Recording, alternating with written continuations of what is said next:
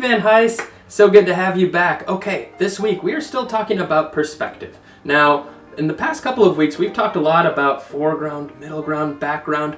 Those are all things that we talk about when we are describing something like a landscape or a cityscape, a picture of a city. This week, we're going to be taking a new perspective. We want to think about not just what it looks like when you're looking at a landscape or a city from the ground. We're going to be looking at a city from the sky. This is part one of this project. So we're going to be designing our very own three-dimensional looking neighborhoods using what we know about perspective. It's going to be a lot of fun, so let's get started. All right, so for this bird's eye view perspective city project, what we're going to need is a pencil, some glue, either squeeze glue or glue stick.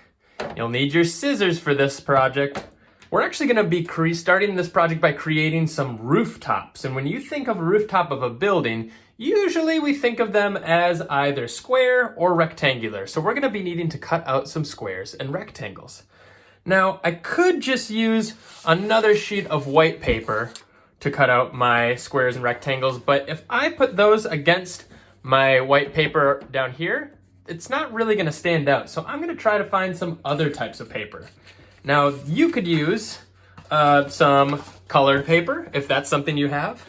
You could also use something that would be otherwise thrown away or recycled, like a cereal box, or a magazine, or a box of spaghetti shells. The choice is yours what kind of paper you want to use, but the idea here is to create about 6 or so different squares. So I'm gonna use a few of my different materials and try to find out which ones I like best. Maybe I'll start with this magazine.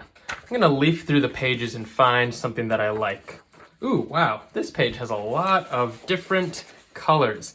I think I wanna try to use some of this blue right here. So I'm actually going to cut some of this out. Make sure that you're asking permission before you go cutting into magazines or other recycled materials.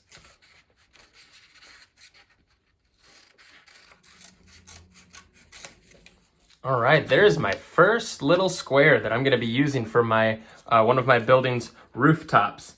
Now, I want each of these sides to be, about maybe 1 or 2 inches long, maybe about the length of your pointer finger. That's a pretty good measurement for you for this project.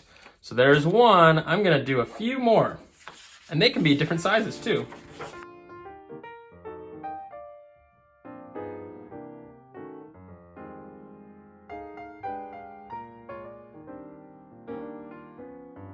All right, so here is my 1, 2, 3, 4, 5, 6 different building rooftops. So now what I want to do is I'm gonna actually glue each of these down before I start drawing. And I want my buildings, if this is the bottom of my paper right here, I want one of the pointy sides, one of the pointy corners of my squares to be pointing down towards the bottom of the paper. So I'm going to use my glue stick and start to attach some of these pieces.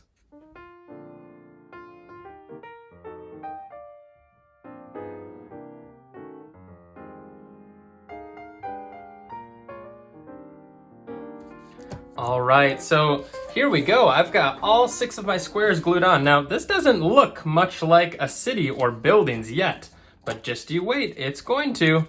You can also add a little bit of glue to make sure that your peel-ups aren't peeling up too much. Get those corners down nice and firm. We're gonna start with the very lowest building, and I'm gonna grab my pencil. If you imagine that this is the rooftop of a building, the one that is lowest on your paper, we're gonna start drawing on this one. Now, I'm gonna make 3 lines off of 1, 2, 3 of my corners. And each line is gonna go down towards the bottom of the paper, just like this.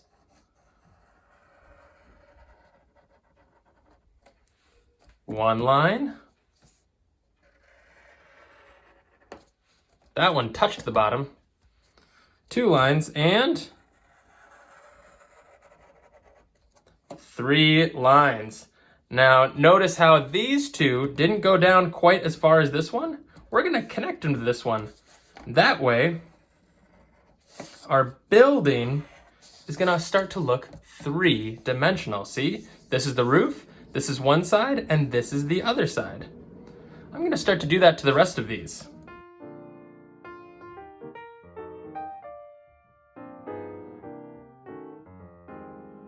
Now you'll notice this one, it looks like this building's gonna get in the way of it. That's okay, I'm just gonna bring my line down and stop, and it ends there.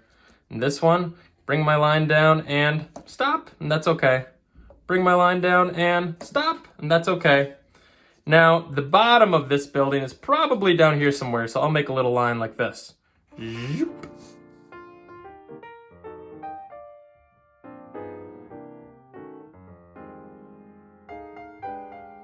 All right, so there we have it. 1, 2, 3, 4, 5, 6 buildings. But hold on a second. I think these buildings are missing something. I don't know how the people in these buildings are gonna be able to see outside. Looks like we're gonna have to make some windows. Are your buildings gonna have just a few windows or a lot of windows? Oh, and also don't forget the doors as well. Here we go.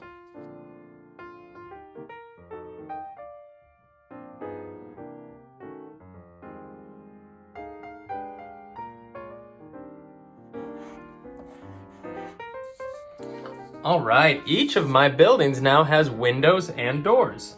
And you can see that I decided to use a variety of different types of windows. Some of them have square or rectangular windows. This one has curved windows. Over here we have circle windows, skinny windows, and I thought it would be funny to make one with heart windows. So from here, if you want to put each of these buildings on their own block, we could also make some shapes around the building so they're up off of the street like this. I think this house is gonna have a pet dog, so I'm gonna put a little door in for the dog, and I'll put a little picture of a bone so we know that's where the dog enters the house. But if they have a dog, they might need a fence too, so I'll build a fence for the dog. All right, I'm just about finished with my penciling, and that's where we're gonna stop today's drawing lesson. We have our 6 buildings. You can see I added some people, a little car. There's my fence for the dog. You can add all sorts of different details to your city. Next week, we are gonna go over our pencil lines with our black marker, and then we're gonna add some color to these awesome perspective cities. I hope you have fun with this project, Van Heist. I can't wait to see what kind of details you include. We'll see you next week.